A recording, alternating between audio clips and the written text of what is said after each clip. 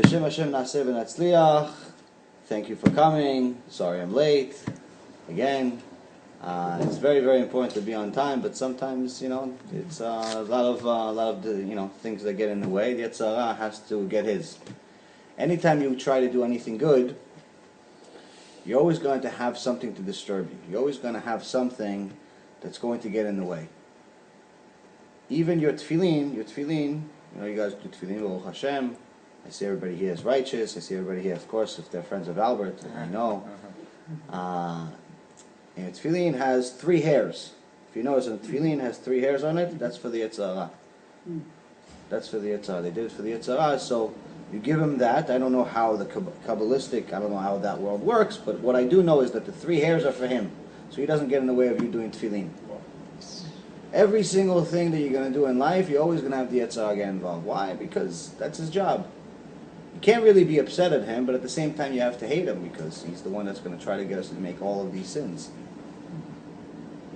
This is also the reason why, if you notice through Torah, why the Mashiach, if you look through all the generations, the story of the Mashiach and how he came about, and eventually Bezrat Hashem come in our generation, has always been a very strange, un-Torah-like type of story.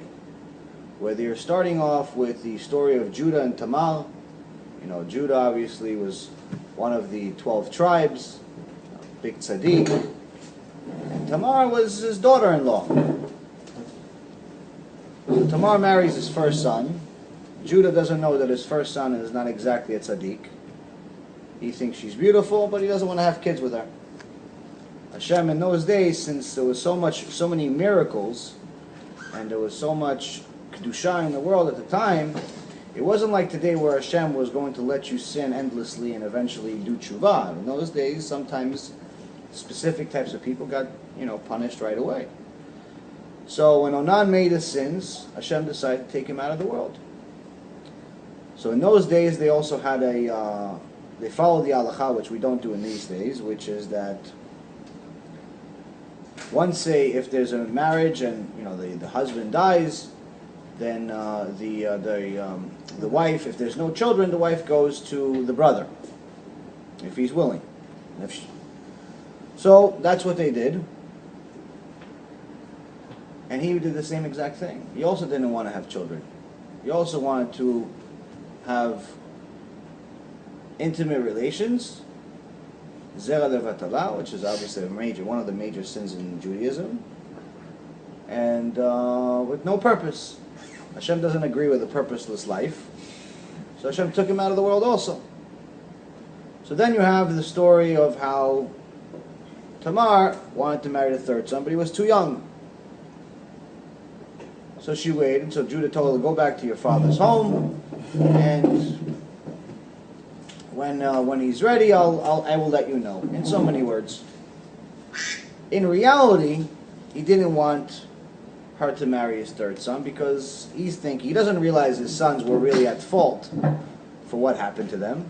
So he's figuring maybe this woman has something wrong with her. Maybe I should try to take a few steps, back and try to get away with it. Not give it to my third son. Chas v'shalom, maybe my third son's going to die. Now, Chazal tells us that Tamar knew that the seed of Judah was going to eventually lead to the Mashiach. And she wanted to be a part of it. And this is why, after she had a nevuah, she had a prophecy. Okay. She had a prophecy. She had a prophecy that the Mashiach is going to come from Judah's seed. And she wanted to be a part of it. So I don't blame her. But now she's not foolish. She's starting to realize that, hey, you know what? Maybe this plan of his is not really the plan that I thought it was. Maybe he's really just trying to kick me out of the house, get me back to my father's house, and hope that I forget about it.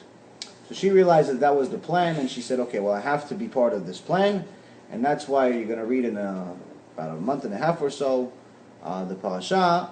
And it's going to tell you the story of how she dressed up like a prostitute in order to entice Judah to be with her. Now, how could you tell the difference between a prostitute and a not prostitute? In those days, everyone was modest. There was no such thing as no modesty in those days. No such thing. Lack of modesty was if you covered your face. As far as the rest of your clothes, no such thing. No one was walking around naked, Hashem Erachem, like we have today.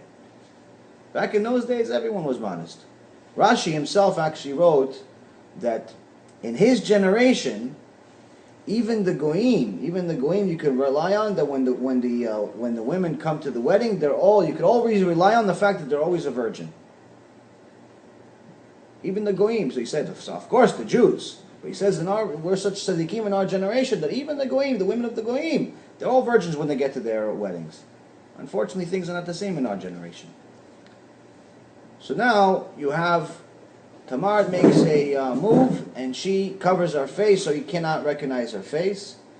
And Hashem, in essence, pushes Judah to go to her. And they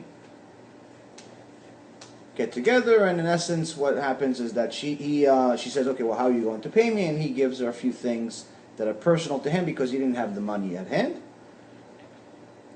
And then later on, when he tries to pay her, or has sent his friend to pay her, can't find her, doesn't know who she is. And what ends up happening is that he just forgets about it, and a few months pass by, and then the people of the community notice that she is several months pregnant, and they go to Judah and say, well, she's embarrassing your family's name, she's having relations out of wedlock, chas v'shalom. In those days, again, another example of how different we are from our forefathers. Having relations, premarital sex, no, it's not chas v'shalom. This is not for the purpose of making us feel bad. This is for the purpose of realizing where we came from and what we're trying to do today. So now, he says, okay, well, someone that does that's death penalty. Bring her here, we'll judge her. And she tells, right before they're about to throw her into the fire, she says, can I say one thing to Judah, which in essence was like a king in those days, and says, who do these things belong to? She didn't say, hey, by the way, buddy, this is your babies. You're the one that got me into this situation. No, she said, who does these belong to? Meaning she gave him the option of admitting. If he didn't want to admit, okay, fine. Which means that she preferred to go into the fire and get burned and die than ever to embarrass him. This is why Chazal tells us, this is what we learn from this Gemara, that it's better to burn in a fire than embarrass someone else in public. We learned this from Tamar. So why do I tell you this story? Because technically, now obviously Judah, one of the reasons why his name is Judah is because he admitted to what he did. And he obviously didn't kill her, and they had 2 sons. And one of them, Peretz, was the one that the seed of the Mashiach would come from.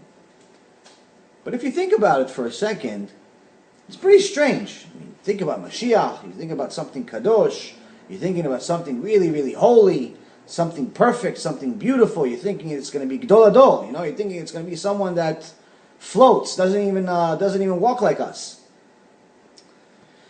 This is one of the things that we have to learn about the Yetzer Hara, is that the Yetzer Hara knows that when a Mashiach comes, it's his end.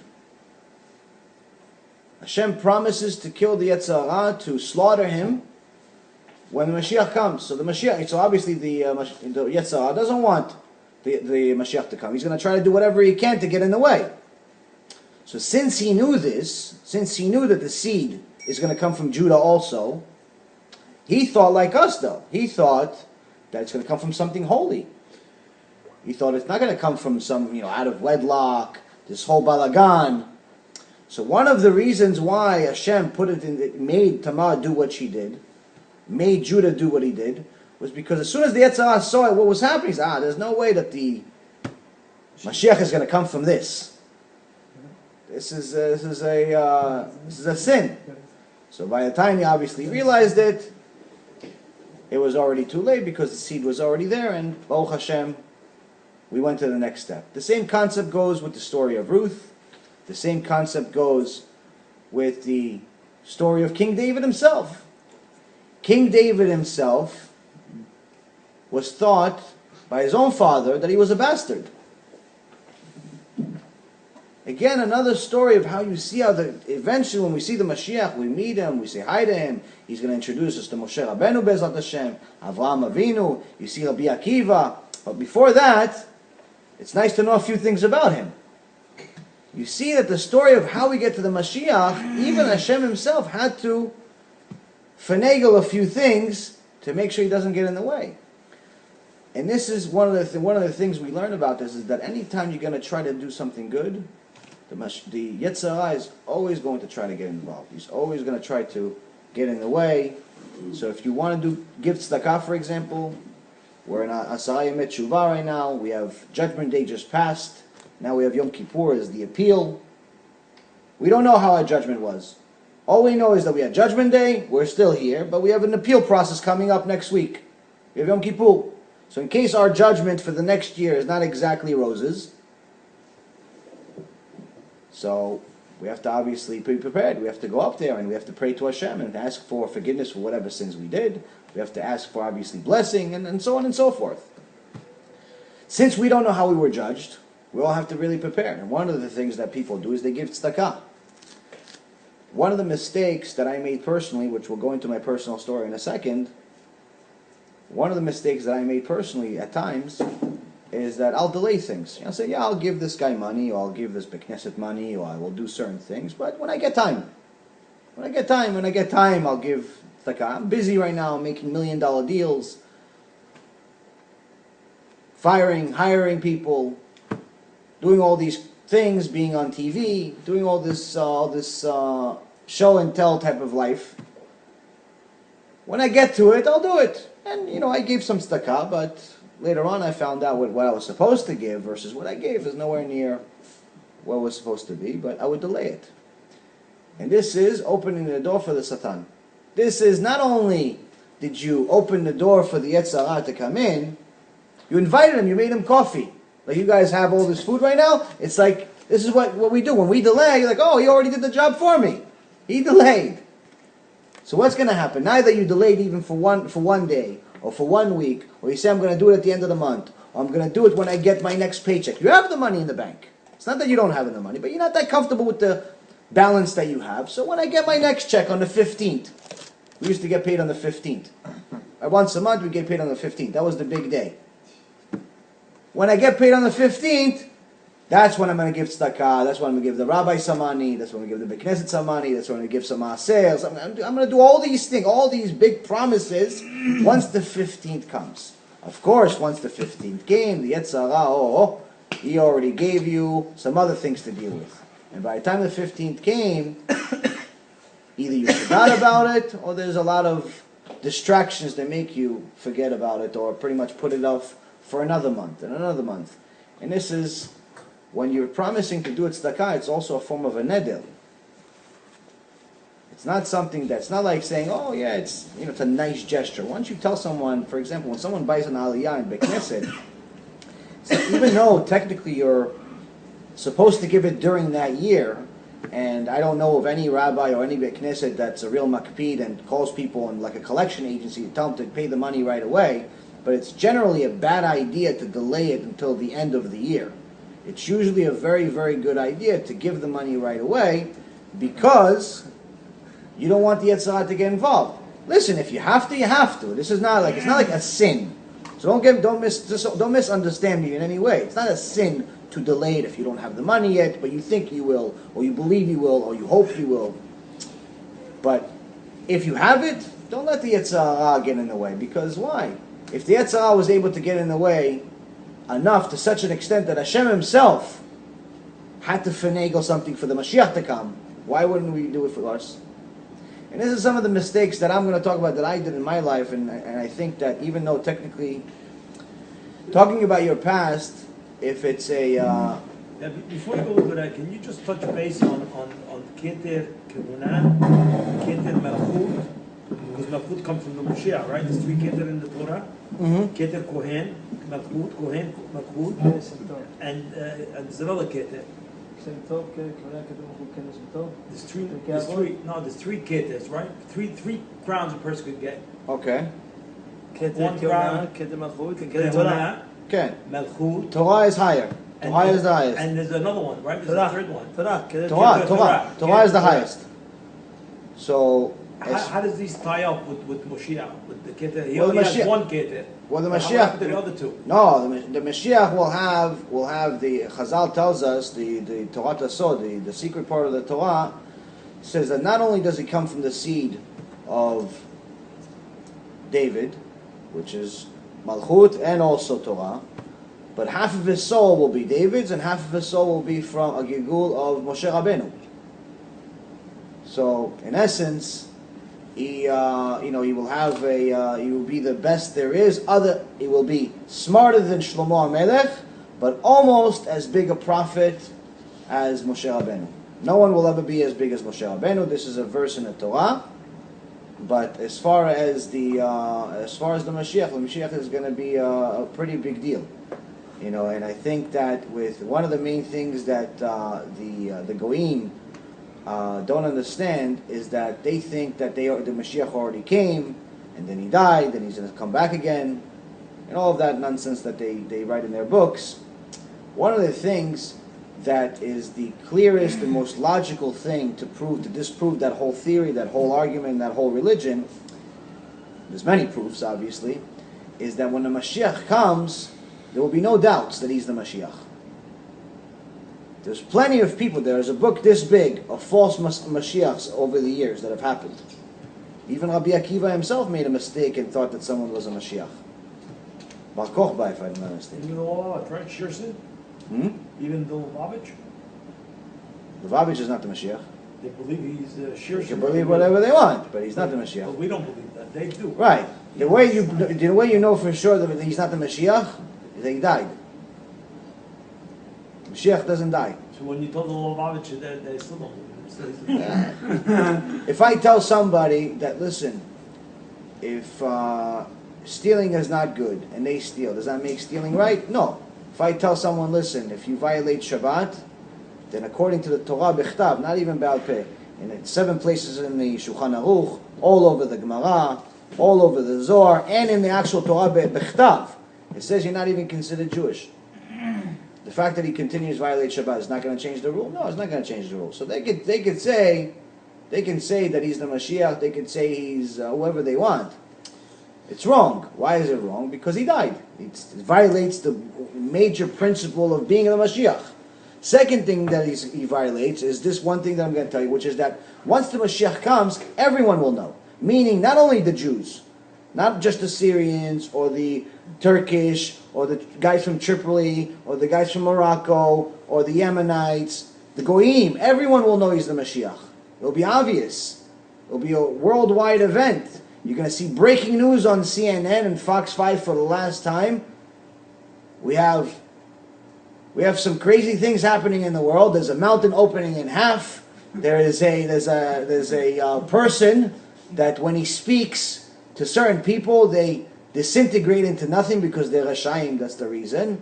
And, there's someone that can tell you who you are and what you are without even hearing you speak. There's no doubt. It's not going to be some guy that's going to be old man walking around, saying, "Oh, do you want to follow me, please? Do you want to?" I'm not saying that that's the Lubavitch. I'm saying it's not going to be a doubt or a question of whether it's the Mashiach or not. Mashiach is here. It's here. Everyone's going to know. Why? How do we know this? Because when we got the Torah in Mount Sinai, it was the biggest event in history of the world. Because it was the biggest event in the world, every nation and every person knew that it happened. This is why no one that believes in monotheism, that believes in God, ever says that Judaism is wrong. Meaning, Christianity believes that they're right, but we have to be right in order for them to be right. Meaning it can never be that the Old Testament or the Torah is what they call it the Old Testament, because old makes it seem like it's out of date. It makes their new more popular. But they say that the Old Testament is right, but we have a second half that we got. But the second half cannot be right without the first half, meaning that the second half cannot contradict the first half. So they agree with what the Torah says. Same thing with Islam. They say that Torah is good, it's kosher. Avraham, peace be upon him. Musar, that's what they call Moshe Rabbeinu, peace be upon him also. They're all great people. We have a continuation, we call it the Quran. Fine. So no one disagrees with the Torah as far as the major religions of the world. They disagree with the fact that something changed and we don't, and obviously they want to be the chosen people. So this event happened. It was a worldwide event. All of the nations knew. Everyone knew.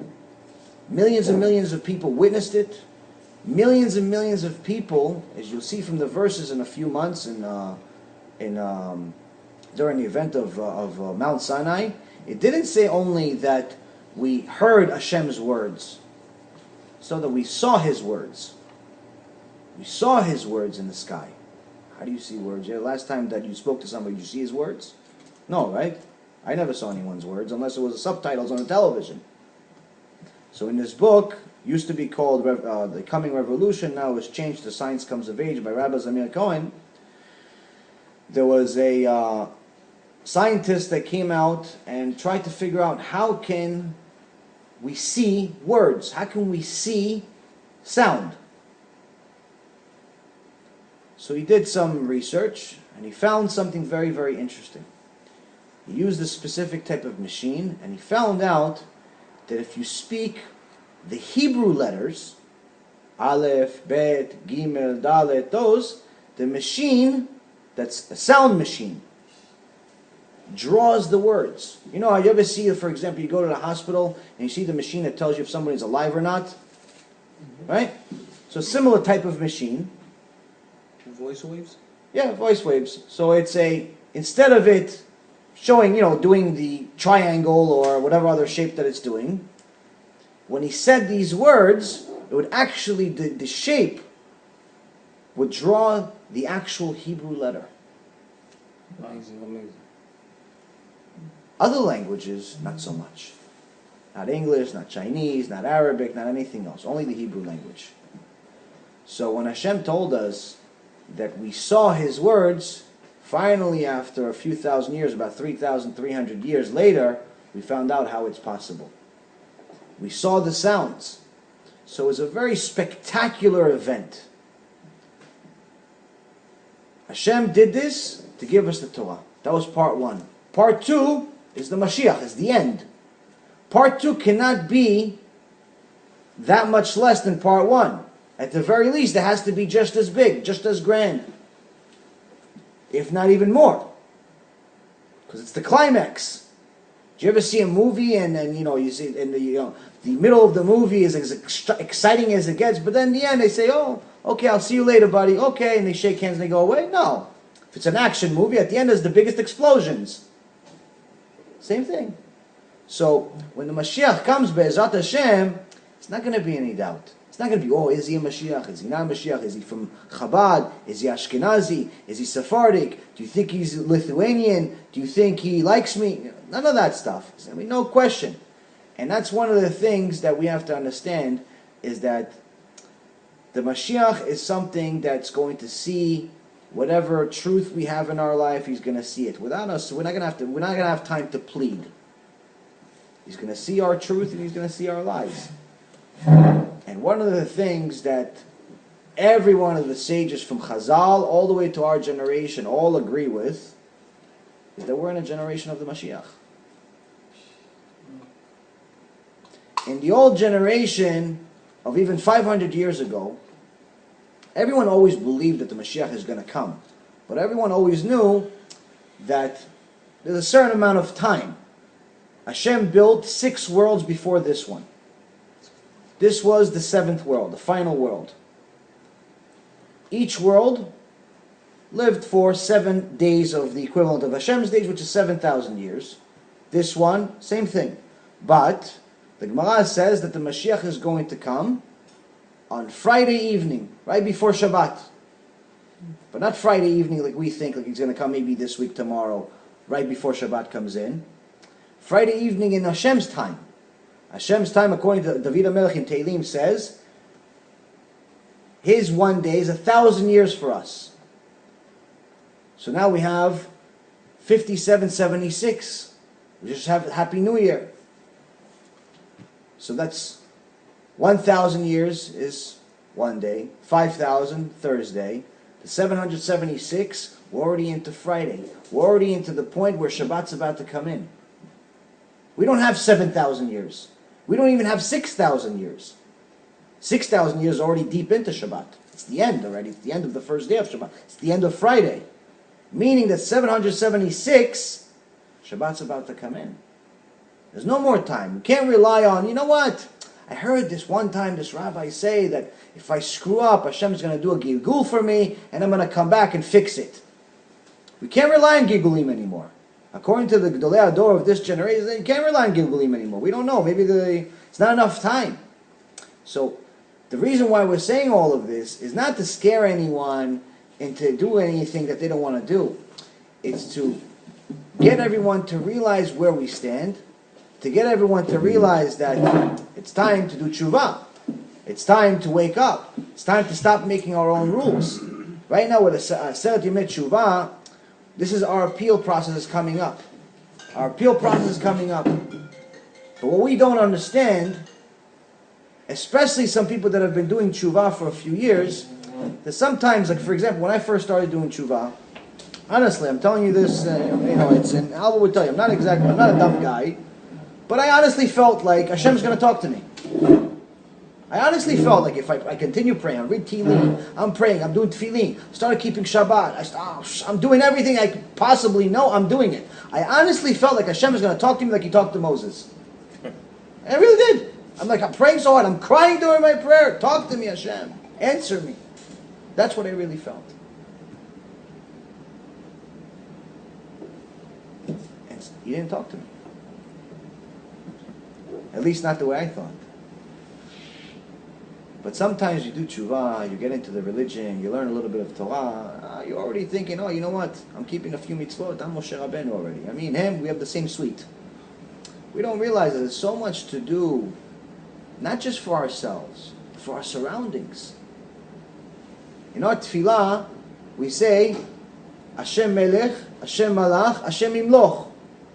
Right? God is the king. He's ruling now. God ruled in the past, and God's going to rule in the future. It's a little bit of out of order. It's out of order. Why doesn't it say the past, present, future? It's supposed to be past, present, future. But no, it doesn't say. It says Hashem Melech. Now He's Melech. And He was the Melech, and He's going to be the Melech. Why there's a change? Because right now we have to realize, if we said that Hashem was the Melech during the Aseret Yemei Tshuva, during Yom Kippur, during Rosh Hashanah, then we say, okay, He was the Melech, fine, it's not related to me. If we say He was going to be the Melech 100 years from now, okay, when I get there I'll worry about it. When you say Hashem is the Melech right now, oh, Hashem is Melech, Hashem is relevant to me today. Hashem is watching whether I do a bracha on mezonot, or motzi, or whether I do netilat yadayim in the morning the right way, or whether I do tefillin. He really, really cares if before I eat a bubble gum, I'm actually going to do a bracha, shakol. He really cares? That's what Hashem Melech means. Hashem is here now. So now that we know that Hashem is Melech now that we know that He cares about what's happening now, then it's good to know that He's always been and He always will be.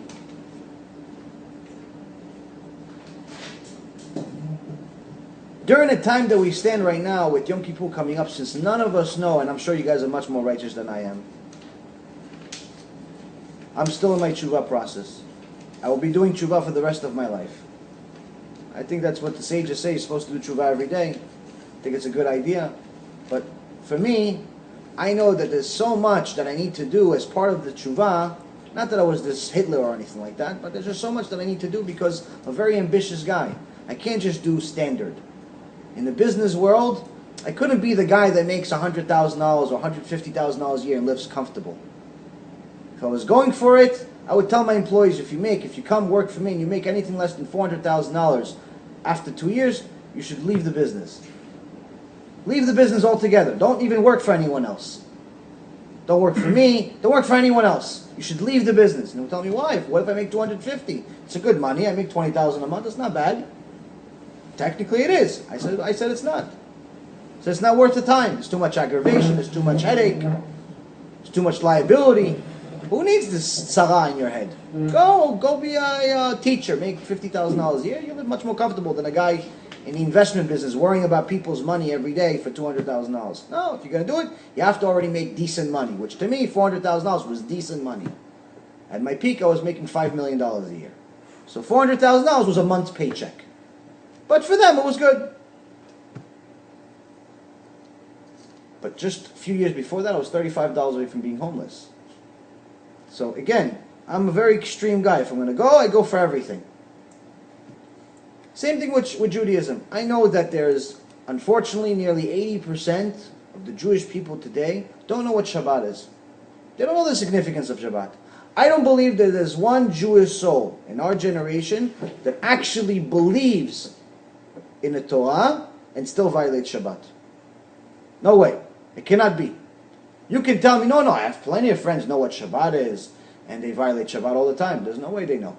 They may know that the concept of Shabbat, they may know that in Shabbat, there's these strange religious people that wear black and white and wear these hats.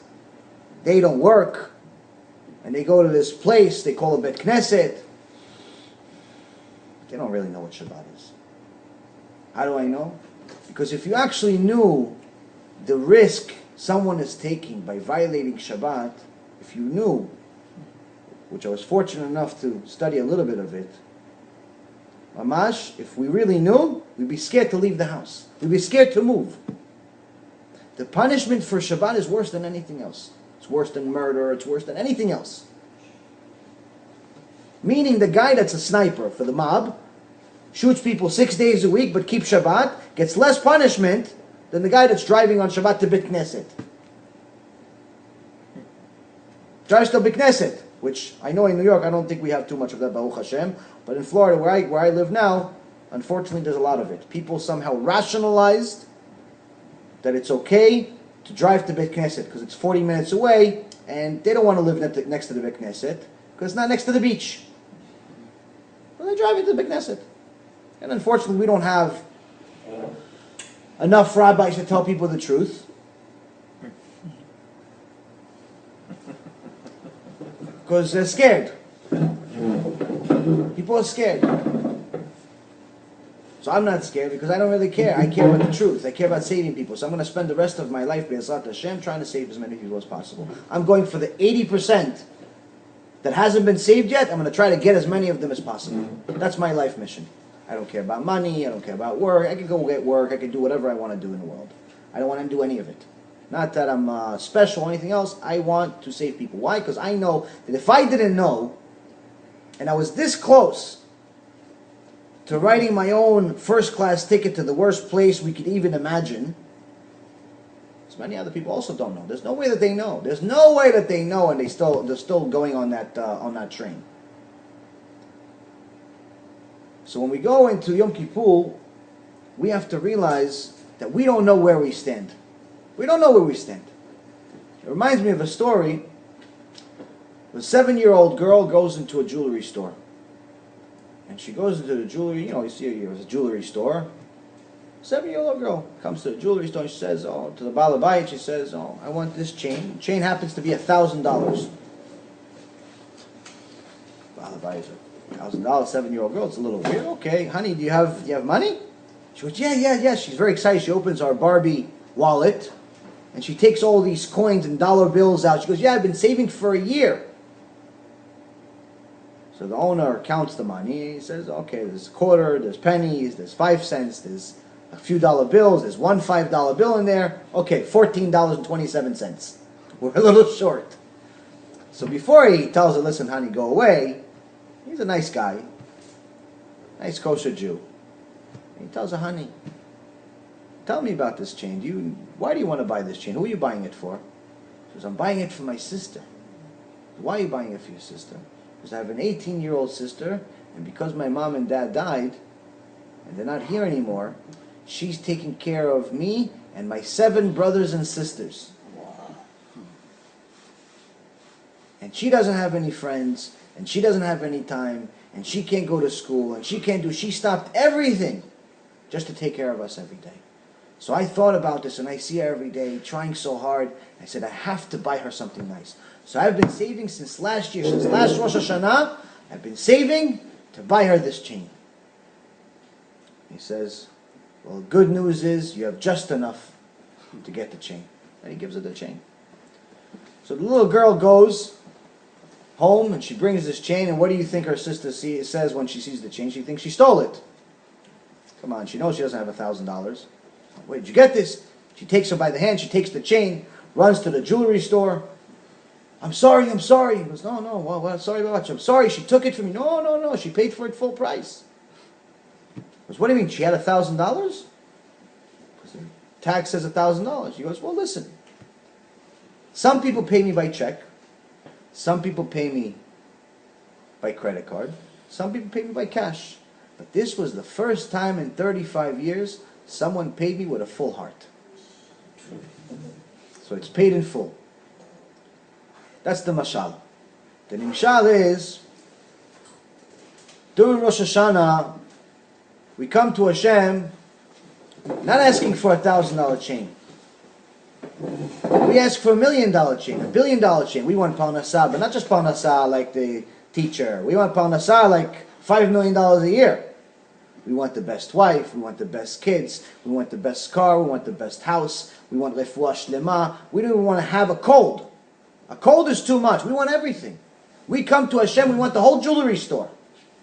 But what are we bringing him? A few mitzvot we did here and there. Okay, I gave this guy $1, I gave this guy 20, I said thank you to some lady.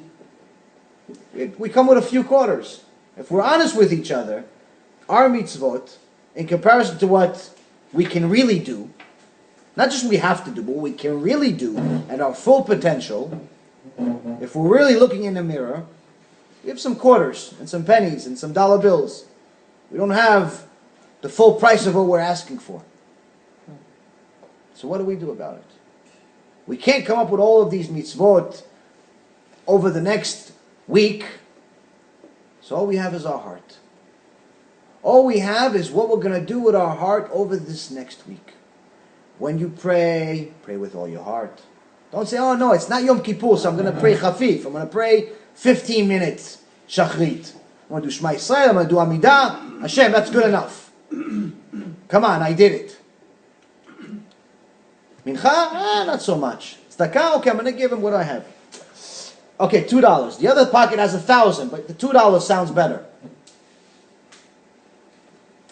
Right now, all we have is our heart. We don't have enough mitzvot for what we want. If we didn't want, if you don't want anything, oh, okay, then you know what? You're right. There's no such thing. There's no such thing as a human being who doesn't desire. Gemara says you give someone 100, he wants 200. You give him 200, he wants 400. 400, he wants 800. It continues forever. No man will ever desire less. It's part of our human instinct. It's part of the Yetzer Hara that's in us. But the Yetzer Hara could also be good. You could also use it for good. No one says that we have to be living in a corner and be this misken, this, someone that's a chazit case you feel bad for. No, you make money, you make good living, Baruch Hashem. Good for you. But what are you going to do with the money? Are you buying a Ferrari? Fine, you want to buy a Ferrari? Buy a Ferrari. But what about the mitzvot? What about the kollel that's about to close down? What about the Talmid Chacham that barely has money to feed his 8 children? What about the Bet Knesset that's trying to build up? Baruch Hashem, there's a lot of Torah here. You want to build it up. What about them? What about the mitzvot? What about, he gave it to you. Give him a reason to continue. All we have right now is our heart. When we arrive at Yom Kippur, we want to use that heart. Don't be one of these people that's speeding through the tefillah just to get to the end and keep asking the rabbi every 10 minutes, when's the fast over? Fast over. This is Judgment Day. This is the appeal. This means we could very likely have already screwed up in the first one. This is the appeal.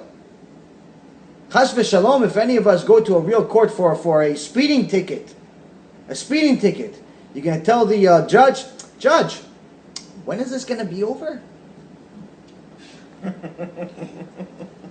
I got to go hang out with a few friends. We're having drinks. When is this trial going to be over? We have to use our heart. By using our heart, we obviously have to use our brain too. This is what we have. This is what we have. It's all we have. Mitzvah, we don't have enough. We don't have enough. I definitely don't have enough. And it's not that I know your cheshbon and shamayim, but I know that it's very, very difficult for anyone to have enough, because the more they have mitzvot, the more they desire. The more they know that their potential is more. Also, one of the things that I realized that, through learning Torah, one of the amazing things that distinguishes the Torah from everything else that I've ever studied in my life. I've studied physics, I've studied chemistry, I've studied finance, I've studied psychology, I've studied a lot of different things. I always like to study. The amazing thing about Torah is that the more you learn, the more you realize you know nothing. The more you realize there's so much more to know. Of course, you learn 10 hours, you got that time, you got more information. It's not that you know less. It's that the more you learn, the more you realize how big the Torah world really is. It's endless. It's endless. Whereas everything else, okay, you study a few books of psychiatry or psychology or math. Okay, you study 1 book, 5 books, 10 books. Eventually, you get the basics. That's it. You know it. I studied up to college level of math. I know that I know that much math. That's it. There's not that much more beyond it. But with Torah, it's endless. This is why you see tzaddikim like Rabbi Elyashiv, all the tzaddikim around the world that are studying non-stop, the same shas they've studied already for the last 80 years. And they finish it constantly. They finish the Shulchan Aruch, and they finish the entire Torah with all of the Chidushim, all of the Pirushim, everything, constantly reading the same thing over and over again. Why? Because every single time they read it over and over again, they find something new. And not just one thing new. Lots of things that I know. And that's one of the things that was the best proof for me personally about the Torah. The way you read the Torah, obviously we have parashot. But if you study the parasha, Parashat Shavua, you'll find something amazing. Every time you study the Parashat Shavua, you study it, not just read it like in shul and just going through it, but study the parasha. You'll find there's not only something in that parasha that's relevant and it's teaching us about what's happening in the world today, but if you study it enough, you'll find something specific to you. You personally, at the time you're reading it. Meaning you read Parashat Ki Tavo, let's say. Parashat Ki Tavo was my personal story. You want to know my personal story? A lot more details than I'll be able to cover tonight. Watch Shiur number 45, was done a couple of weeks ago in Parashat Ki Tavo. That was my personal story with a lot of details. One warning is that it's a very, very, very strong Shiur. Meaning, it's not, no fluff. It'll shake you up. That's great. He watched the Baruch Hashem. I guess that's why he's here today. But it's a strong shiur. It was my personal story. But when you read the parasha, every parasha, you find something specific to your life at that time. So you read Ki Tavo this year. If you study it enough, you found something about your life. You read it again next year, you find something new about your life at that time. That's how you know also. It's one of the ways you know, and you can test it as yourself. This week's parasha, next week's parasha, and so on. You'll see that this is the difference between a divine book and the man-made stuff that swamps this world. So as far as, now that we covered a little bit of Torah, I'll tell you a little bit of my story that got me to where I am today, and try to cover some Torah through it. We came to the United States from Israel when I was 10 years old. And since the minute we landed in the United States, I started working. We had newspaper routes as a kid. Then worked at clothing stores, flea markets, was already into the business world, but was always very focused on studying and being good at school. Anyway, I was in the electronics business for a little while when the electronics business was good. Like most Syrians and pretty much every Jew that was alive at that time in America. And we did that for a little while, made some money, and then I went and left the business, continued some school, and then decided to go back into the business world, and I decided to go into the investment world. Now, the investment world is very different than the retail world, because in the investment world, unless you know someone, then you're pretty much going to be the korban. Unless you know someone, then you're going to be the guy that everyone's going to eat off of, but you're not going to eat yourself. So I got into the business not knowing any of this. Obviously, I was a young kid. I think I was 18 years old when I got into the business, and went to work for this one firm, and left a short while later. Then I went to work for a second firm, and the guy told me there's no paycheck. You just work off of commission. And I'm thinking, oh, great. So I'm used to making a few $1,000s a month in commission selling electronics and other things. So of course I'll be making that in no time. Little do I know that that's nowhere to be found. And I think my best month for the first year and a half, I think it was like either $1,100 or $1,200 for the whole month. That was the salary. That's what I had to live off of. But you were already in, so you always saw that the results of your work was making everyone else rich. He was buying a Porsche and a car and the jewelry and more jewelry and everything you could possibly imagine. So you're figuring that okay, my turn is next. You don't know when it's going to come, but my turn is next. Only to realize that after you're already doing it for a couple of years, that your turn is never going to come. You have to leave and start somewhere else. To fast forward a little bit, finally when I left to another firm, I went to a company called Raymond James, a decent sized firm, and after being played around with for the first few months that I was there, similar to the other firms that I was with, they finally let me start my own, allow me to do my own thing and start building my own clientele. And one of the encouraging things for them to do that was that September 11th just happened. So people were leaving the business, clients had no interest whatsoever in doing business, and this young kid wants to do it, sure, let him. Oh, and by the way, you have to pay me about $4,200 or $4,500 a month for rent and other things. So it's not like they were taking any risk on me or anything. They weren't that nice. But I believed in myself. The only thing is that my confidence was also was good for business, but not necessarily very good for life as far as sharing things with people and having getting help when I need it. So during this time that I'm not making any money, I'm not telling anyone any of this. So it literally got to a point where I was $35 away from being homeless. And every day I would have to borrow $1 from this guy Dimitri to buy a donut and coffee from one of these trucks at the corner in Manhattan. And that was my food for the day. And I would have to sneak on the bus every day and hope that the guy doesn't throw me out when he finds out that the Metro card that I told him that I have, I really don't have. And this was my life for a little while.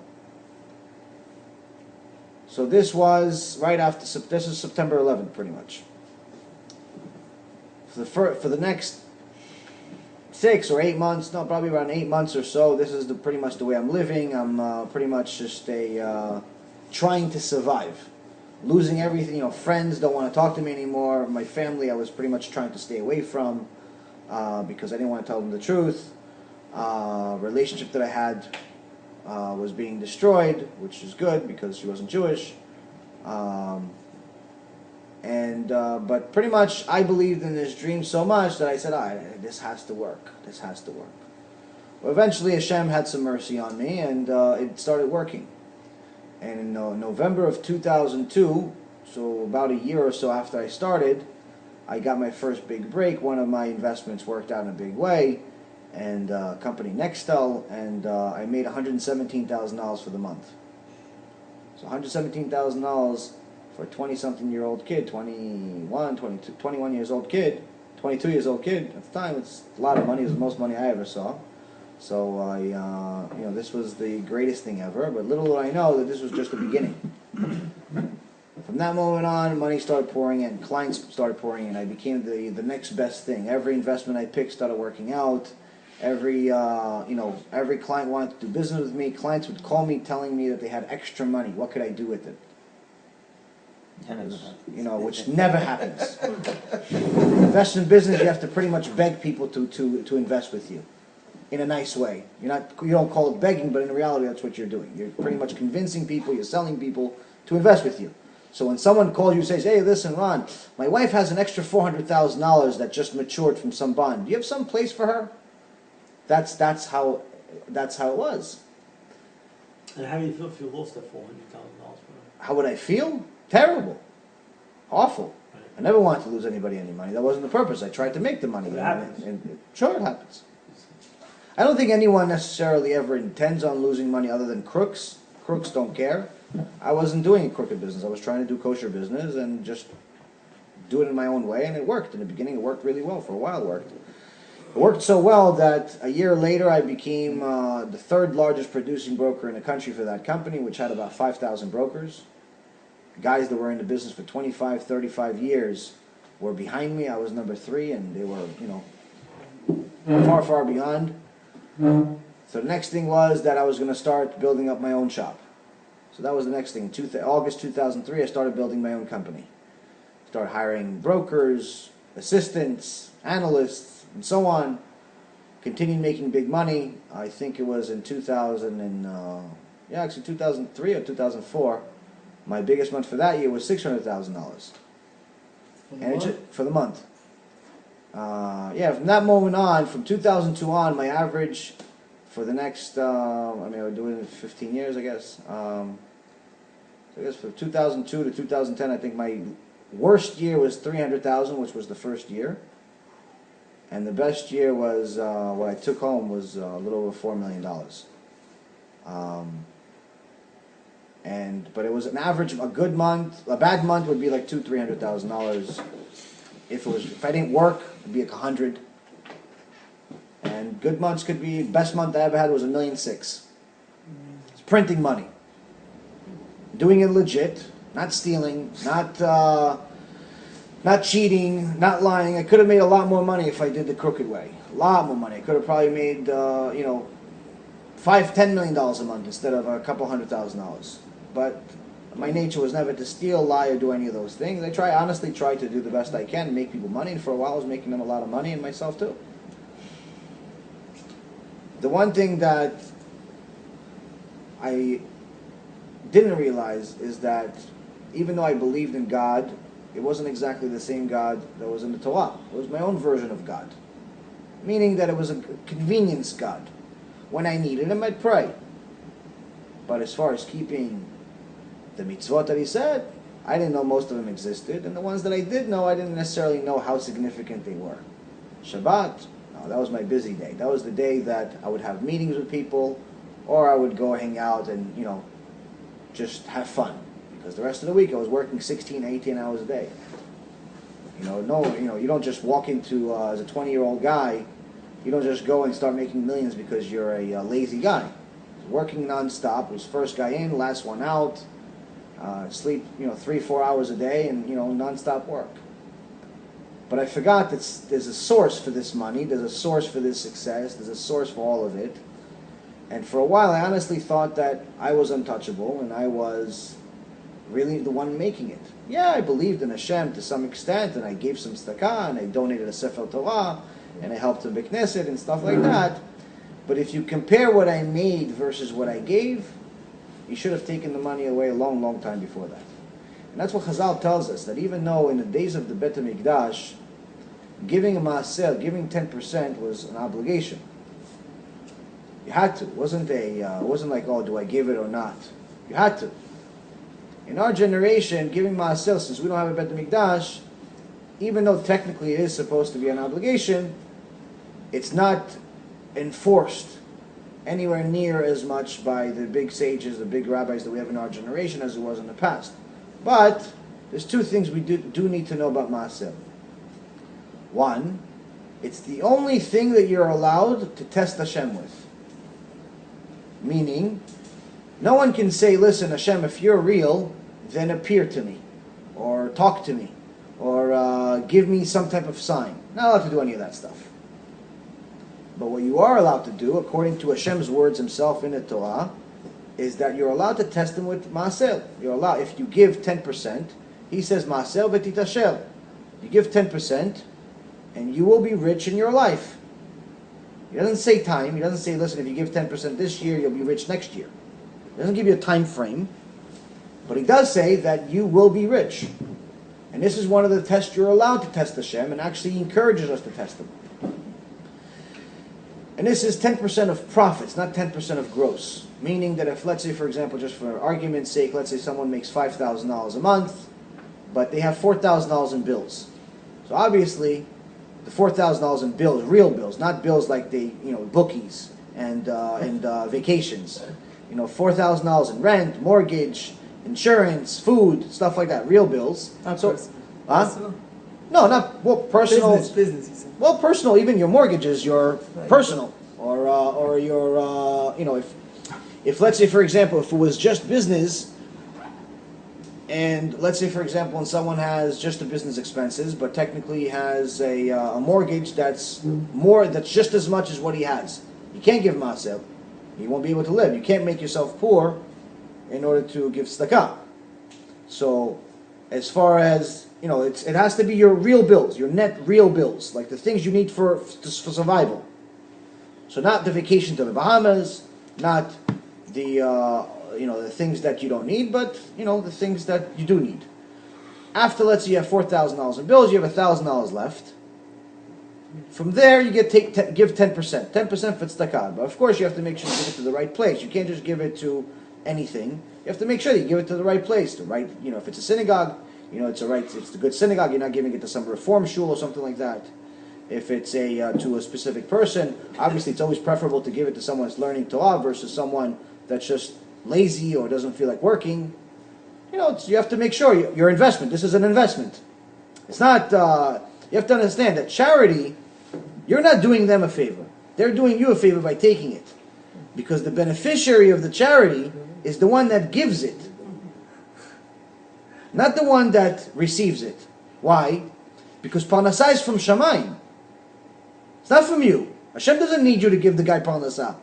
He's going to get it one way or the other. Whether you give him your tzedakah or not, Hashem's going to give him. He's not going to make him starve because you decide not to give him tzedakah. The whole world is not relying on your tzedakah. We have to be real. So which means that Hashem is going to give him and you and everyone else, even the ant that's trying to survive every day and doesn't stop working, that literally gets food 24 hours a day, and within the first day she gets enough food for a whole life. First day, but she continues working every day for a 6-month lifetime. So Hashem is going to give her parnasah, He's going to give you parnasah, He's going to give everybody parnasah.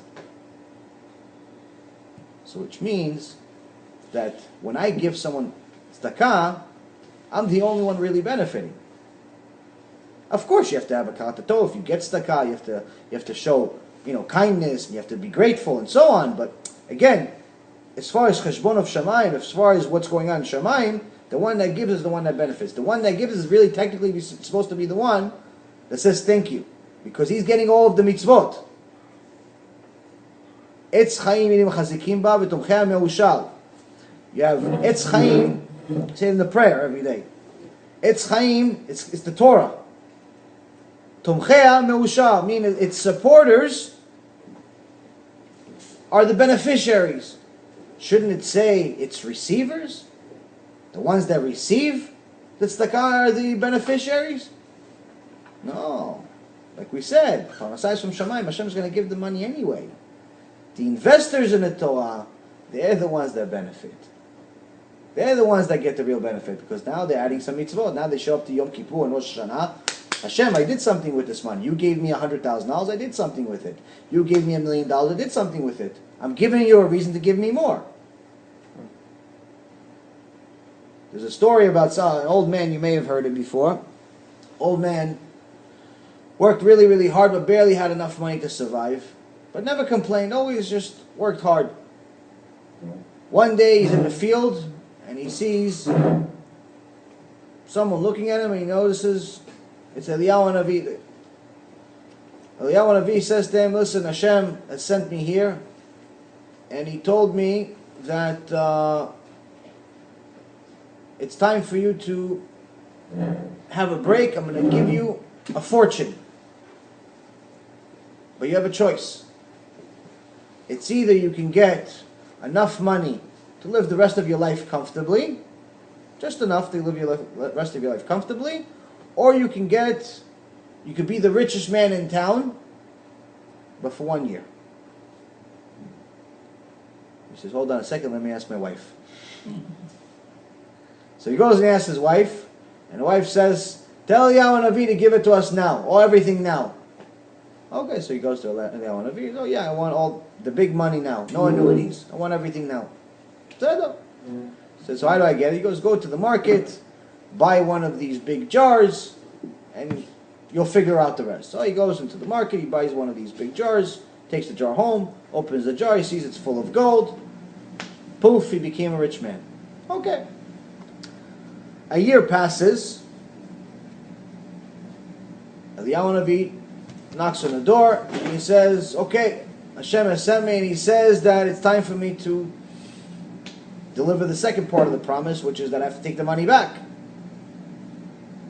He says, hold on a second, let me ask my wife. So he goes and asks his wife, and his wife screams again. He goes, tell Eliyahu Navi to tell Hashem that if he has someone else that gives more than 50% of their money for tzedakah, then to give everything to them. But if not, leave it with us. So he tells Eliyahu Navi, and Eliyahu Navi says, 1 second, let me talk to Hashem. He always talks to Hashem, he comes back, he says, your wife is right. You keep the money. Point of the story is that you have to give Hashem a reason. You have to give Hashem a reason. I didn't give him a reason. I gave him a reason in the beginning. I tried to do a few nice things. But it always has to be proportional to what you have. When you're making 100 and you're giving 10, good. It's not difficult to give 10 when you make 100. It's difficult to give 100 when you make 1,000,000. It's difficult to give 500 when you make 5 million. That's when the real test is. But we can never get to that test if we don't trust him with the first 100. So as things got bigger, as things became very grand and very successful, I stopped giving Hashem a reason. And also I wasn't doing the rest of what I'm supposed to do and what I agreed to in Mount Sinai, just like all of you did. We all agreed to do the Torah. It's not a matter of choice. There's no actual free choice. There's no free choice where, listen, I'm either going to do the mitzvot or not going to do the mitzvot. If it's free choice, that's not really a free choice. Because unlike free choice that we think is free choice, which is like I'm either going to go to work or not go to work, Torah is very different. If I go to work, I get paid. If I don't go to work, I don't get paid. Torah is different. Torah says, if you do the mitzvot, you have endless reward. Endless reward in this world, the next world, eternity. Ooh, just amazing things. It's so amazing that there's only very, very little description of it in the Torah. It's so amazing, there's very little description of Olam Haba. Why? Because it's beyond our understanding. How do we know? It says, Olam Haba, if you take all of the good of all of the people that ever lived since the beginning of time till the end of time, and you combine all of their good together, it's not even 1 hour of Olam Haba for a righteous person. Not even 1 hour. How can you do it? Not even a sniff Nothing. of Gan Eden. Nothing. Your face after Nothing. Nothing. So how can you imagine something like that? We think something good is, I don't know, winning the lotto or something. We think something good is getting a client. Right? We think that's what we think is good. We think winning the lotto is good. We think getting a brand new client, building a new business, being the guy that, I don't know, founded Google or something. I don't know, that's what we think is good. There's no concept of what good is, really. Bad, we do know what it is, because we have a lot of examples of it, unfortunately, in the world. So Hashem is telling us that if you do good, there's endless amount of good. You don't do good, you don't do anything that I tell you. It's not a free choice. It's not like if you don't do mitzvot, you're break even. No such thing. It's either bracha or klala. Meaning that you do good, you have bracha. You don't do good, you have klala. Unfortunately, you have endless bad. Hashem erachem. So, free choice would say that if I don't go to work, I don't get paid. The real choice that we have is that if we don't go to work, if we don't show up, if we don't do mitzvot, forget about if we do sins. If we just don't do the mitzvot, there's no such thing as break even. Then they send a hitman and beats us up all day. It's not a free choice. So we have to understand that right now we have an opportunity of a lifetime to get closer to Hashem. We have an opportunity of a lifetime to identify with Hashem to such an extent that He gives us a reason to give us good. We give Him a reason to give us good. You want parnasah? Give Him a reason. Whether it's maser, whether it's tzedakah, make Him a partner in your life. Ta'aseh et retzono keretzoncha, v'yaseh et retzoncha keretzono. Make His will as if it's your will, and He'll make your will as if it's His will. Give Him a reason. Give Him a reason. Whether it's tzedakah, whether it's mitzvot, whether it's anything that you're doing. You have to get stronger. And the reason why I try to cover a lot more of the Torah stuff than I try to cover my own life, number one, because I've covered it before, anyone that's interested can watch it. But even more so than that is that my life is not as necessarily as relevant as what we all need to do, myself included. Most of the time I'm reminding myself of what I need to do. The story continues with making a lot of money. Eventually when I ran out of time, and Hashem said, okay, great, you gave some money, but you're like, you're not giving enough. You're not doing enough. He gave me a few tests. First, it started with slaps. Started losing a little bit of money. I didn't pay attention. I thought, okay, listen, I've been on a 7-year run, 8-year run, where everything was turning, from dust to gold. Okay, you're bound to lose at some point. What's the big deal? So I got a few losses. Didn't pay attention. A few more losses. Didn't pay attention. Health was deteriorating a little bit. Tests got bigger. Now it went from slaps to punches. Didn't pay attention. And then I got Makat Bechorot. November 18th, 2006. The very same year that I made the most amount of money I made in my career was the beginning of the end, but the end happened like that. One day, everything changed. First, it was health. My health went from being a relatively healthy guy with more money than I know what to do with, and apparently a lot of friends. They're not around anymore, but I had a lot of friends with all this money. It tends to happen. And November 18th, I had an elective surgery that was supposed to be one of those surgeries that you go into the hospital and you leave the hospital the same day. For something I didn't really need, but it was something that annoyed me once a year. I'll spare you all the details. I woke up out of the surgery screaming nonstop. Apparently the morphine and any other drug they tried to put in my system to calm me down didn't work. My body didn't accept any of it. I never did drugs in my life. I like my brain too much. So when I first tried drugs, which were legal because it was in the hospital, trying to stop me from screaming and asking people to kill me, my body didn't want to take it. Eventually it stopped and I went home, had a shawarma sandwich, thought that it was over. It was a bad experience for a few hours. Baruch Hashem, no one listened to me to kill me, so it was good. I said, okay, it's over. Bad experience. I went to sleep. I woke up about 45 minutes later. Worse screaming, worse pain than what it was before. Only a little bit of a difference this time. I didn't stop for 62 days.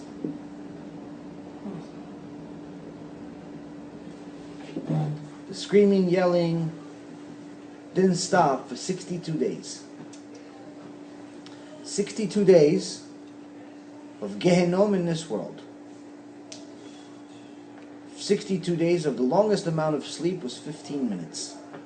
The reason why is because every 15 minutes, whatever pain pills or pain medicine or whatever numbing or anything they could possibly do would wear out no longer than 15 minutes. And after 15 minutes, I felt like someone took a sword and started cutting me up into, put me into the store, sell me up as a cold cuts. It wouldn't stop. Eventually, after 62 days, Hashem had mercy on me, and I thought that it was over. I was never the same, but I thought, relative to what I've experienced the last 2 months, Baruch Hashem, I felt like I had my life back. I couldn't really walk as well, I couldn't really move as well, but nonetheless, I wasn't screaming. So for me, pain was fine, just not screaming pain. Still didn't get, this was the first big shot. I still didn't get the sign. I still didn't do tshuva. I still didn't pay attention to the details and find out, why is this happening to me? Every person with a little bit of rationale and a little bit of logic would have already asked, why is this happening? Who is causing this? There's no such thing as bad luck. There's no such thing as luck. Mazal is a figment of our imagination. It's only relevant to the goyim, only to some extent. In general, everything and anything that happens in the world is because Hashem wills it. Whether it's something as disturbing as the story you're hearing right now, or much, much more disturbing, the Avdil, as the Shoah, the Holocaust, or Mitzrayim, or the countless other disasters that have happened to our Jewish nation. Hashem wills it. Hashem makes it happen. So let's not fool ourselves and think that, oh no, it's just bad luck or bad people. No such thing.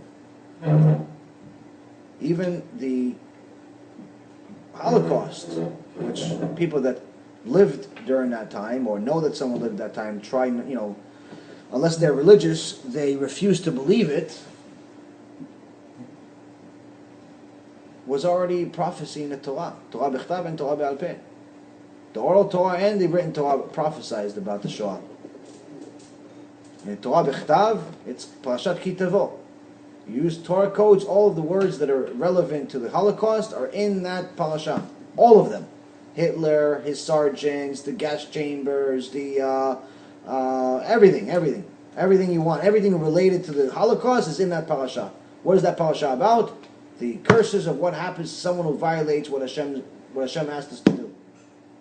Hashem is giving you everything in the world, and instead of doing what He asked you to do, you use what He gave you against Him. What is He going to do? Say, oh, okay, it's okay, you're a nice guy? So that's what it says. Okay, if you do what I say, you have bracha. You don't do what I say, you get klala. That's the parasha that gives you the details of the klala.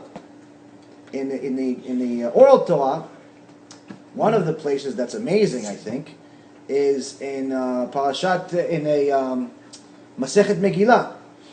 Masechet Megillah says that, Yaakov is begging Hashem as a prophecy, don't give the power to Esav of Edom. Edom is in essence the Goyim. Don't give him the power, at least take some control of it, like you do with a big, a strong bull, always will have a ring around his nose. Why? Because if you put a rope around him, you're not going to overpower the bull. If you if you pull on its tail, he's going to kick you. One way to deplete his powers by putting something around his nose, because he has no control over it. It's one of those spots that's too painful for him to not be controlled. So he's saying, at least I understand that the nation of Israel is going to sin, and you have to give them a punishment, and Edom is going to be the tool. But at least have it have it controlled. Don't let them destroy him. Just like Germania of Edom. Germania is the Hebrew way of saying Germany. The interesting part is at the time that the Gemara was written, Germany didn't exist. Germany was only founded about 800 years ago. The Gemara was written nearly 2,000 years ago, 1,700 years ago, 1,600 years ago. Correct me, Rabbi, if I'm wrong. 1,000 years before Germany was even an idea. You have it in the Gemara, literally, not like theoretically. We have it literally. And not only that, how was Germany founded? It was 300 barbarian nations that came together. What does it say in the Gemara? The nation of Germania has 300 princes, meaning it's a combination of 300 countries. So it's not only telling you the name, it's telling you exactly how it's going to come up 1,000 years before it happens. It doesn't get more literal than that. But nobody wants to read the Gemara Masechet Megillah. Nobody wants to read Parashat Kitavo. Nobody wants to read this stuff. They want to blame luck or bad people or unfortunate or... So again, my story is important for you to learn from, not chas v'chalila that anything will happen to you or anything like that. But you have to understand that when you say Amen, every time someone does a bracha, say Amen. Someone does Kaddish, you say Amen. Someone does Motzei Lechem Min Haaretz, you say Amen. Every bracha someone does, you say Amen. But what does Amen mean? Ever ask yourself, what does Amen mean? Other than the obvious, that you're agreeing with the person. Amen is in essence an acronym for El Melech Ne'eman. God, the King, that's reliable, that you could, whatever He says, He's dependable, He's going to do it. He's not joking around, He's not like us. What we say one day, but maybe we could change our mind 2 minutes later. No, Rabbi, promise you, whenever I get my next check, you got it.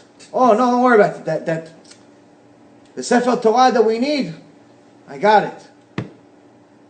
Oh, that Talmid Chacham in Jerusalem that needs money, the next paycheck, as soon as I get this next deal, I'm going to do it.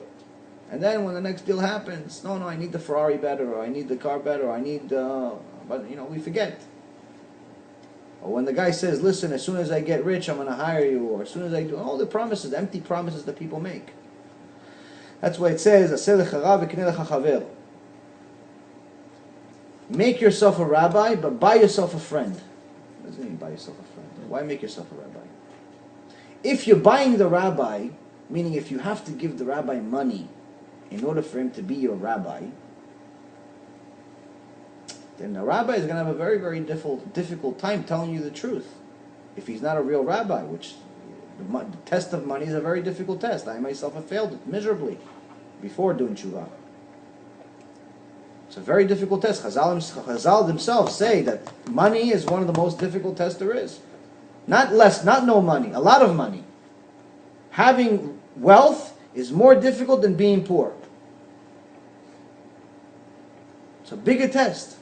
So when you say, Aseh lecha rav, but it says that no money is involved, meaning, of course, you could support the rabbi, support the Beit Knesset, things like that, but meaning that it's not a relationship purely based on money, because if it is, then the rabbi is going to have a very hard time telling you the truth, telling you, listen, by the way, got to keep Shabbat. By the way, that non-Jewish girlfriend you have, you can't be with her. By the way, I saw you talking during prayer. Can't talk. Why? Because if the rabbi is worried, like unfortunately in some places that I've seen, now of course not here, but some places I've seen, rabbi is scared to tell people the truth. Oh no. Listen, he's a good guy. I know he drives to Beit Knesset, but he's a very big supporter of the Beit Knesset. As if him giving money makes it okay for him to to get out of jail free card. Like when we were little kids, we played Monopoly. Like him giving some tzedakah, it's okay that he's a Rasha Merusha according to the Torah. It's okay, it's fine. No, don't worry about it. Why, you want to murder? Fine, just give $1 million for that. Come on, this is what happens. Can't. So when the rabbi is purely depending on the money, it's very hard for him to do it. It's too big of a test for every ordinary rabbi. Of course, there are some rabbis that would stand those tests, and they're good and they're righteous. But based on my experience, based on the experience of other people that I rely on, it's too difficult of a test for most rabbis to pass. Which means that the Torah, the sages were right already when they said, the rabbi that's going to be the rabbi that you rely on, it cannot be based on money. So what does it mean, have your friendship? Kneh lecha chaver, buy your friends. Just like the friends I was telling you about a few minutes ago. When you have money, you're going to have a lot of friends. Now, if you're foolish like I was, and you're thinking that they're really your friends, it's only a matter of time before they let you down.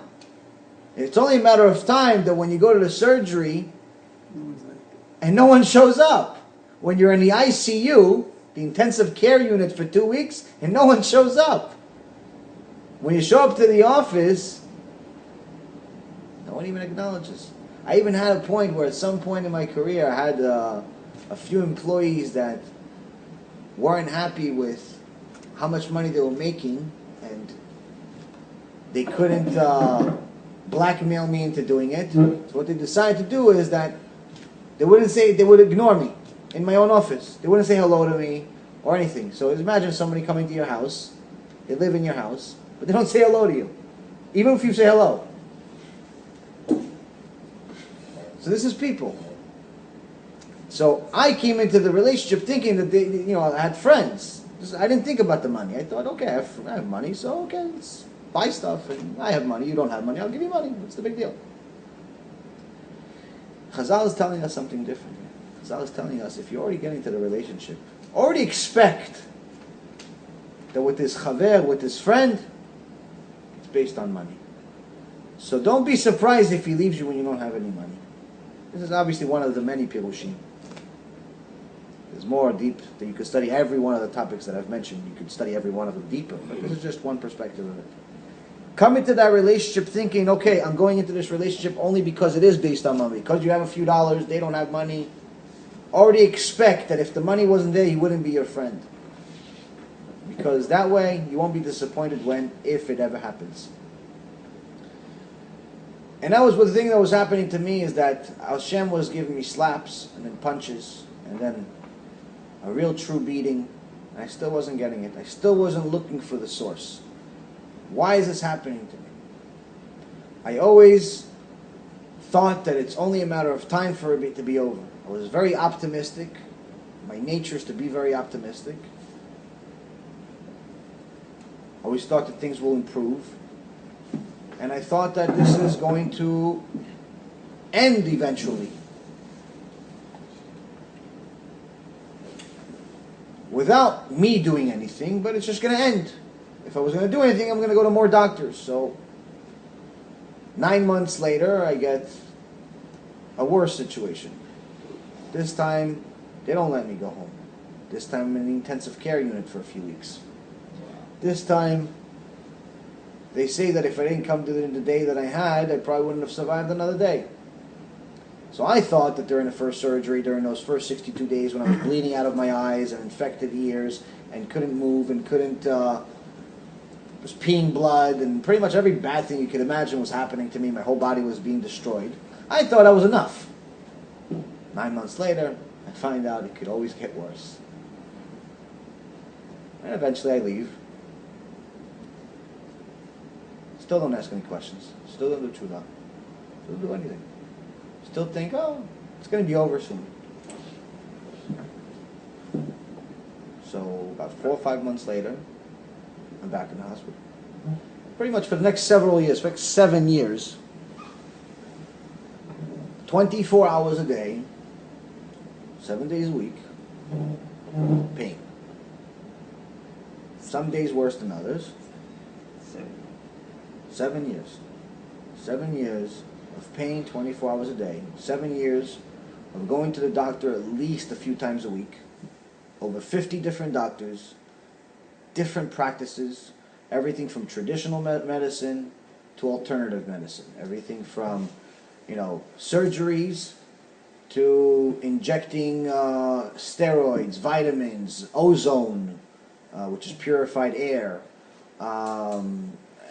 everything you can imagine. I had money, so anyone that gave me a solution, I'd give it to him. The money's not worth too much when you can't live. And during those 7 years, as I was not getting the gist, money started going too. And the friends started going too. And one of the things that I always think about, as far as money is concerned, is that people don't understand how little it's really worth. If you get anything from what we talked about today, this is one thing I really want you to understand. We spend our life chasing money. That's the material world. That's why the Gemara calls money damim, blood, bloods, plural. Meaning, like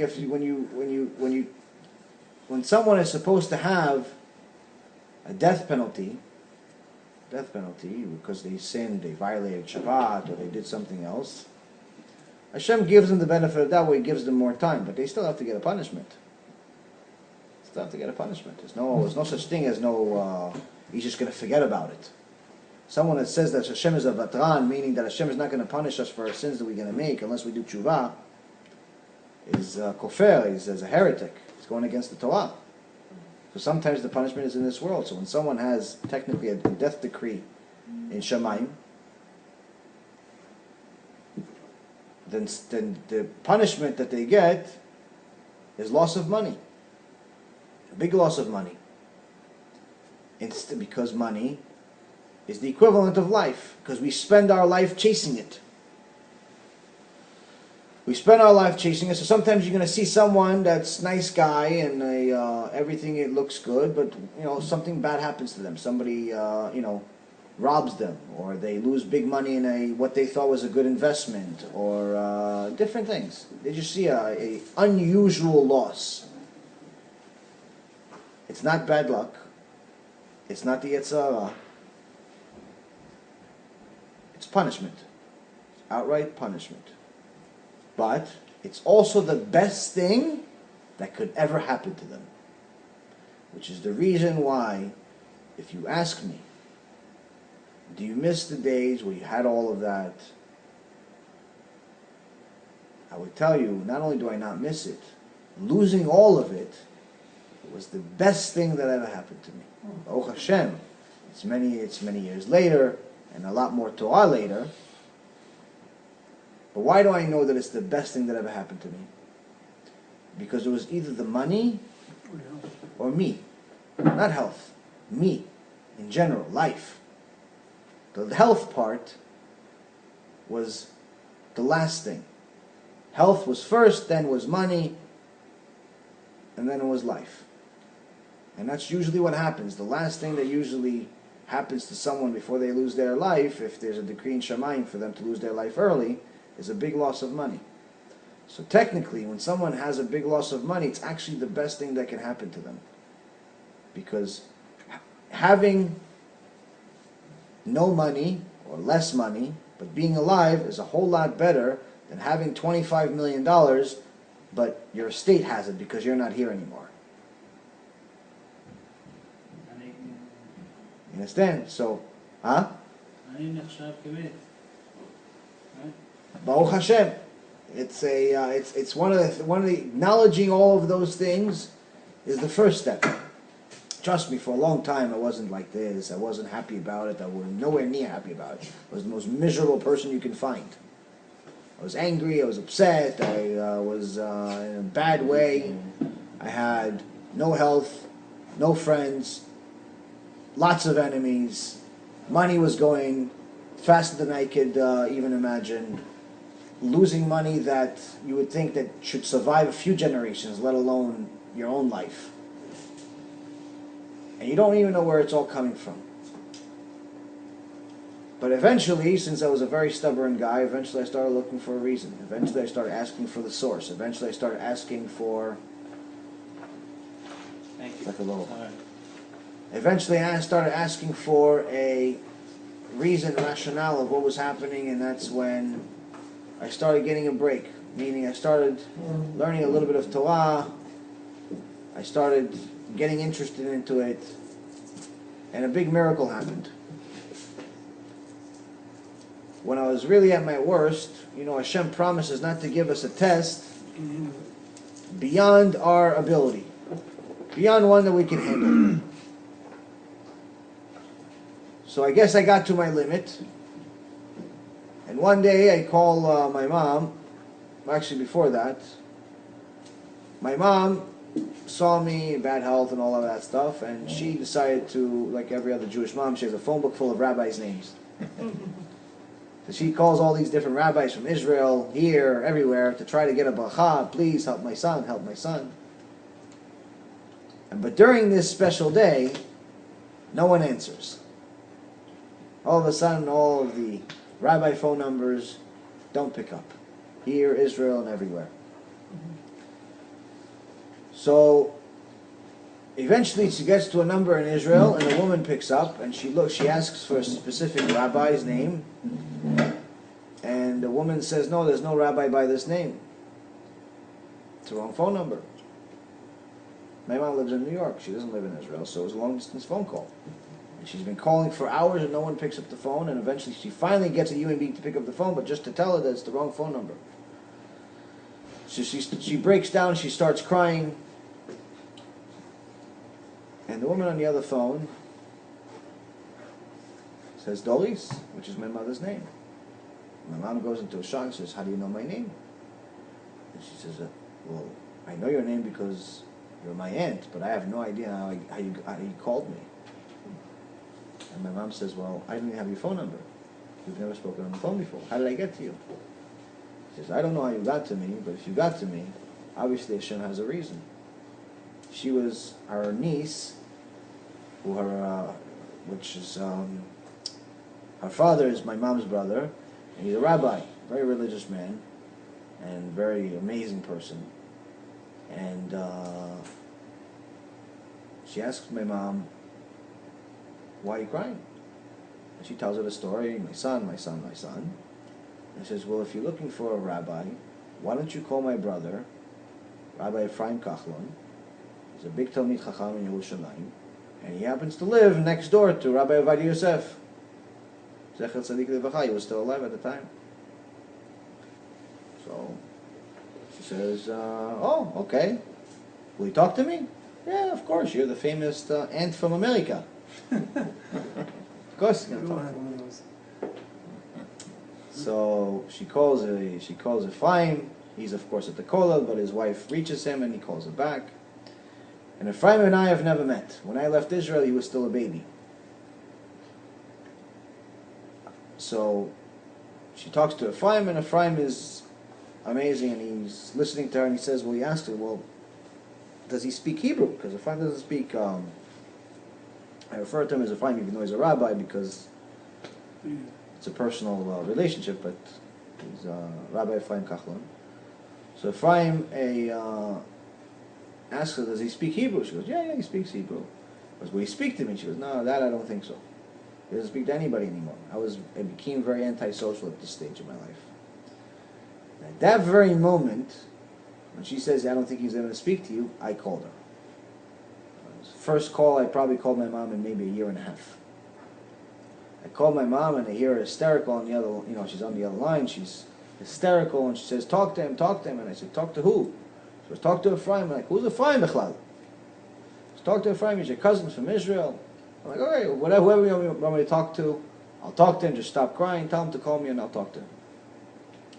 Ephraim calls me, and we hit it off right away for an hour and 40 minutes. I tell him a problem, and he shows me a source in the Torah.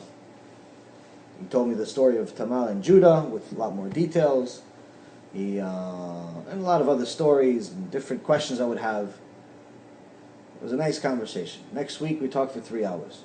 Called me same day, Thursday at 4 o'clock. We talked for 3 hours. The next week it was 5 hours, and the next week it was 7 hours. And from that moment on, it was every Thursday at least. It was a 7-hour conversation, pure Torah, and non-stop questions. And Baruch Hashem, he's one of these special people that not only has the answer, but has the answer with its source on the spot. Page number, verse, and everything else that's along with it in several different places. And when you ask him a question, like, oh, you mean the question that so-and-so asked 827 years ago, oh, and it says da-da-da-da-da. It's one of something that was unbelievable to me. And in the beginning, I didn't even understand what Torah wisdom was. I thought that, I was smart. People thought I was smart. So, especially when you have a few dollars, you think you're smarter than you really are. But when I met him, I realized that that's what smart is. But I still didn't realize what smart is, because I didn't know Torah. I didn't know the wisdom of Torah. And that's one of the things that it's important for us to recognize Torah for what it is, because unfortunately in our generation, and we're almost finished, in our generation, we don't really know what Torah is. We don't really know. We think someone becomes a rabbi. Okay, so he took a test. Took an insurance test. Or it's like a driving test. Oh, someone learns a little bit of Gemara every day. Okay, yeah, so I read the newspaper every day. What's the difference? If someone has true Torah knowledge, that's why when you asked about the crowns, his crown is the biggest. His crown is the most important. Why? Because Torah knowledge is something beyond anything that we're even used to.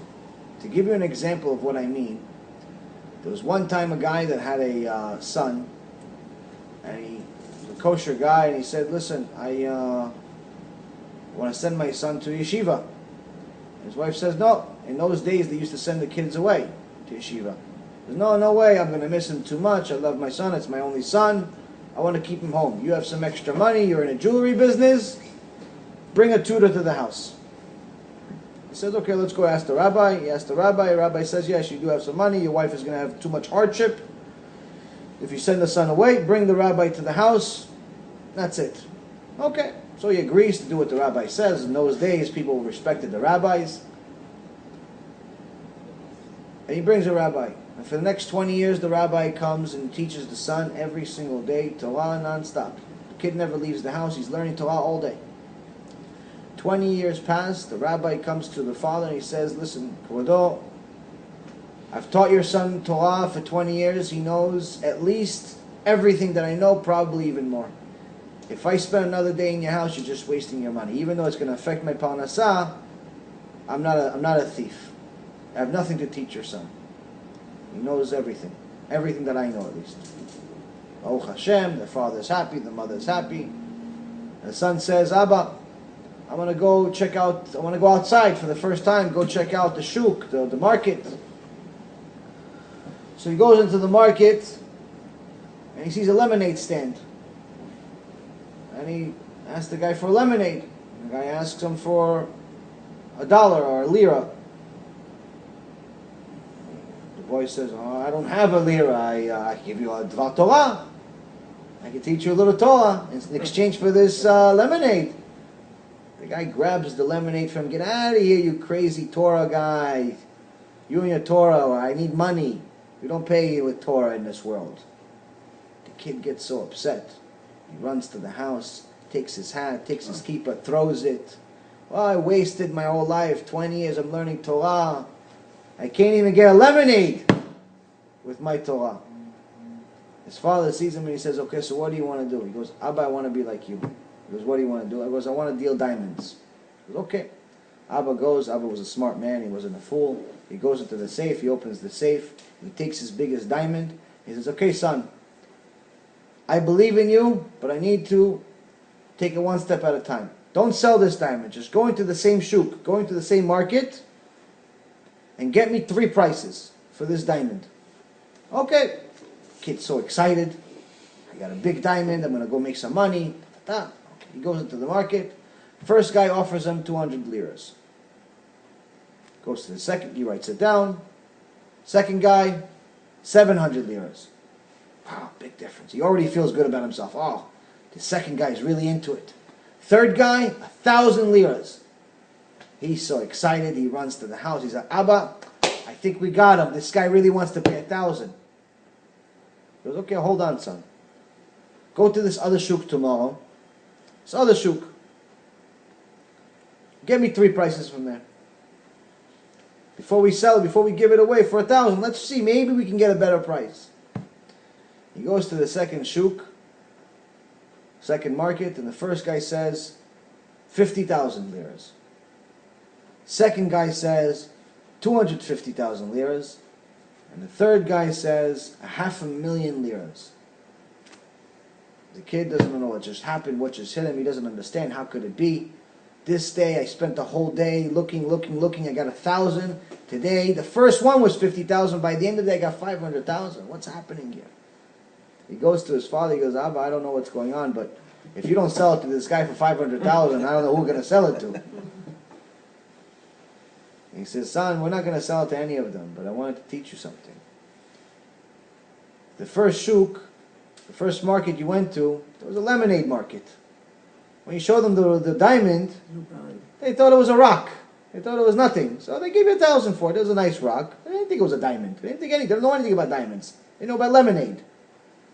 The second market, those are diamond dealers. They know the diamond. So that's where they were willing to give you full price. The same thing with the Torah.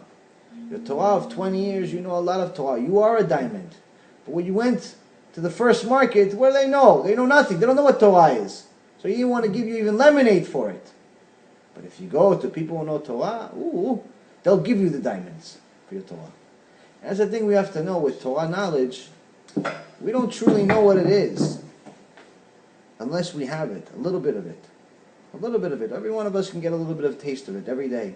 15 minutes a day, an hour a day, 2 hours a day, whatever we can get. You have to. You have an obligation to learn Torah every day. Anyone that wants to see Mashiach, anyone that wants to go to Gan Eden, anyone that wants to have Olam Haba, needs to know for sure.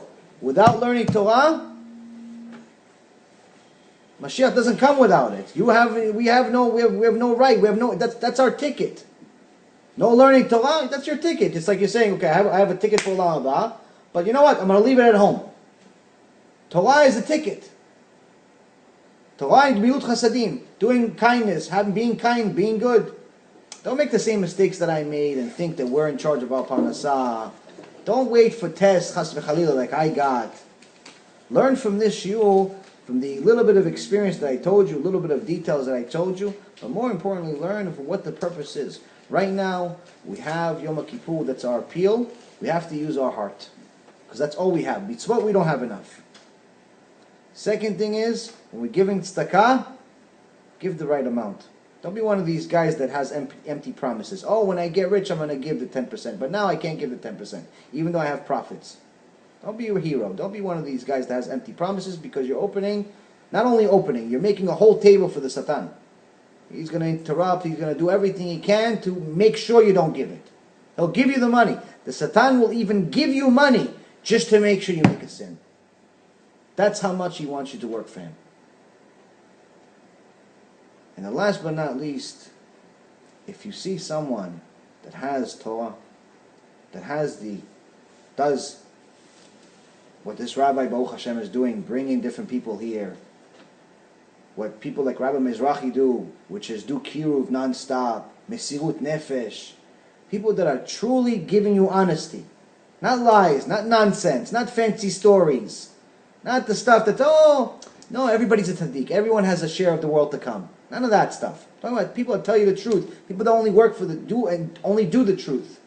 Most rabbis wouldn't invite people like me. Why? Because if you see any of my shiurim, they're no softer than this.